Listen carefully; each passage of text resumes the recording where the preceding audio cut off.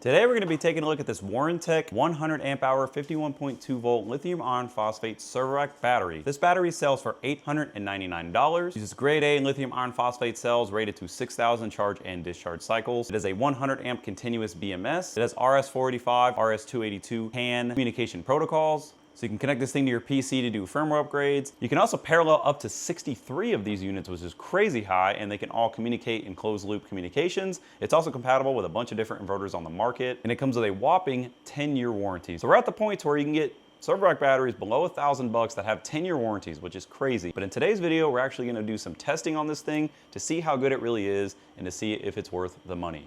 This unit also comes with a UL 1743, UL 9540A, ISO 9001, PSE, IEC, and ECM rating. So this thing should be fully legal and 100% inspectable to use in your setup. If you have to have the types of setup to where you need to have this thing inspected and fully legal, you're going to be able to do that with this battery. Now you do need to get a cabinet and then actually enclose it in order to meet some of those standards. You can make this thing fully pass all the inspections that you need it to pass. So that is very good. Now also included with this battery, you get a short set of parallel leads. So if you're putting this thing in a battery cabinet, you're gonna very easily be able to make those parallel connections. You also get your parallel communication cable. That's why it's short. You get 4 M8 terminal bolts, user manual, a lot of good information in this unit, full color pictures. As far as dimensions go, the unit is 19 inches long, 17 3/4 inches wide, and 5.5 inches tall. You can see it has our UL listing right here, green printed on the top. Home Energy Series. Now I've never heard of this brand and I've never actually watched any other YouTube videos. This is the first time I'm actually getting to put my eyes on one and test it, and initially looks pretty good. Now it did kind of get dinged up in shipping. We have a little bit of a bent tab here as well as here, but it doesn't look like that's going to be a big deal at all. The rest of the battery looks perfect. We got these nice carrying handles on here as well.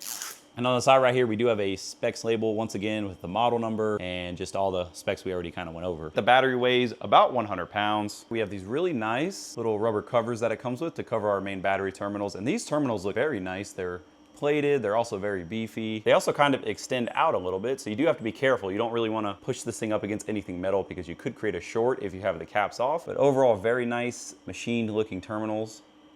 Probably some of the nicer ones I've seen on some server rack batteries. It also looks like maybe you could put like a clamp or something on these. Same with our positive, nice little boots. We have a built-in 125 amp rated circuit breaker. Here's our address dip switches to set the communication protocol if you're gonna parallel the batteries together. Dry contact, and it does come with the corresponding plug if you wanna enable and use any of those features. We get all of our on-off, run, alarm, and state of charge LEDs right here. All of our communication ports, and they also have these really nice little covers pre-installed. Nice on-off switch, nice little LCD screen with buttons right here to go through all the menus. Go ahead and power this thing on. Looks like it was shipped with 59% state of charge. So it shows us our state of charge, voltage, amperage. We can go into the menus if we press the menu key, and you can kind of scroll through these, hit enter, and you can see all of the different statuses of everything that you want to see. Here's how you set your communication protocol. So you see it has all the pretty popular ones that we see in a lot of other inverters. It tells you your firmware number. You can see individual cell voltages. So you can see all the parameters that you want to see. Now the only thing that kind of appears to be missing is Bluetooth functionality, which for some reason I thought was pretty standard at this point. Almost every server rack battery I've ever tested, other than some of the older ones I have had Bluetooth, but this does not appear to have Bluetooth. Not a huge deal for me personally, and I don't think a lot of people use the Bluetooth feature, especially if you just install this in your home energy setup, put it in a cabinet, never really look at it. So no Bluetooth, but can adjust everything in the screen, so that should be no problem. I'm gonna get this thing fully charged up so we can run a capacity test. I just finished the capacity test on our Warentech 100 amp hour server rack battery, and we were able to get 101.65 amp hours. I'm also very impressed at how accurate all the numbers that the display is showing. When I'm comparing it to our little display here, they're almost exactly the same. So the BMS and all the calibrations are very good. We're gonna do a max current output test, but before we do that, I'm gonna recharge the battery.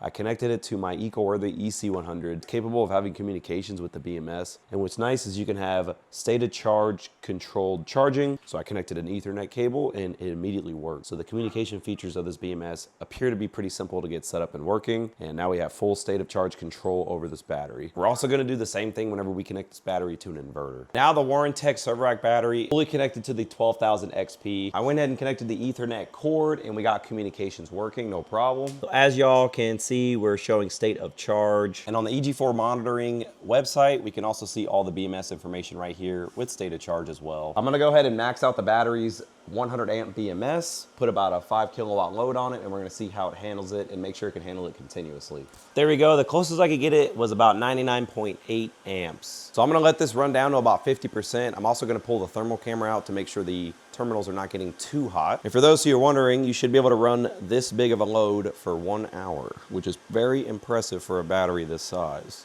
Now, all that energy that we're pulling out of that server rack battery is going into the charge inverter, which is going to power my whole house solar power system. Along with that, plus solar, we're putting 195 amps into the batteries, so that's very good. The battery is down to 51% state of charge. I'm using our Thor thermal camera. This terminal is about 130 at the hottest point, which is very warm. Main negative, looking about 120. So definitely very warm. I wouldn't want to be touching on those. Oh, that's actually kind of loose. That's on me. Snug this up a little bit. Yeah, it already dropped down a little bit, so that was a little bit of a bad connection. That's on me. Down to about 110. The battery case itself, y'all can see a couple of warm spots toward the front. That's probably where the BMS and some of the cables are, which we will see when we take this battery apart. So I'd say that's a pretty good pass on the stress test. Now I'm gonna go ahead and shut all this down and open the cover. Dang, this is a completely different design than we've previously seen. The first thing that sticks out to me is there is almost like a circuit board that they put over the top in order to make all our balance connections. So you can see there's like the flexible circuit board material, and then you have a header connector for each bank that goes to our BMS. Very large BMS. It looks like there's some inductors there, so it may be able to control current for charging. It's double stacked PCB with heat sinks on each side. The wiring is very clean. Everything is also sheathed, so our main negative right here, there's sheathing. It goes to the BMS. And then out of the BMS, there's actually a bus bar. There's no wires, so this goes directly to the negative terminal. That should give you a very low resistance connection. Positive, we have 2, which looks like maybe 4 or 6 gauge wires, goes through our breaker, and then you get 1 larger wire coming out, going to your main positive terminal. Good look at our BMS. Looks very neat in here. Even the balance wire is nicely loomed up.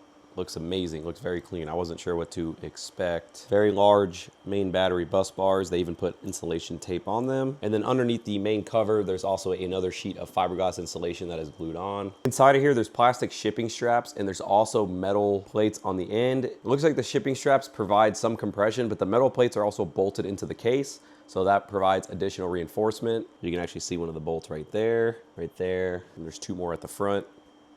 But this circuit board up here for all the balance wires looks amazing. That's something we've never seen. And we've taken apart a lot of server rack batteries on my channel. So I would say the build quality of this thing is definitely very good, especially for the sub $1,000 price tag that this battery costs. I'd love to hear what you guys think in the comments. Get some good close-ups here. They even put caps on everything, and you'd never see that if they didn't do that. But that is nice to add. A little bit extra insulation. Same on the negative side as well. It's kind of hard to see in there, but you can kind of see it right here. Look how thick the main terminals are. Those are about a 1/4 inch thick. Same with the negative side, they're very robust. Overall, this Wiren Tech 100 amp hour 48 volt lithium iron phosphate server rack battery proved to be a good performing, budget friendly, very well built option on the market. Really amazing the type of batteries that we can get for less than $1,000 that have amazing warranties. Blown away by it. I love it. It's good for the market and for everybody involved. It's never been better time to get into solar and start building up your battery collection. I don't really have anything really bad to say about it. The only thing I think could be improved, I don't like that you can't put a terminal cover on these battery terminals. You can't put like the slide plastic ones. It only comes with those little rubber ones, and I don't really see a way to put those on when you have wires connected to this. The screen is also a basic screen. It doesn't have any fancy graphics. Some people may not care. I do like the fancier graphic screens. However, this screen does have a ton of information in it, and it's also going to be easy to adjust the settings, like when we set up communication. I was able to go in here very easily, select the type of communication protocol I wanted, either CAN or RS-485, and it worked the first time around. Let me know y'all's thoughts in the comments about this battery. If you're using these batteries, let us know the experience that you guys are having. Thank y'all very much for watching to the end of the video, and I'll see you on the next one.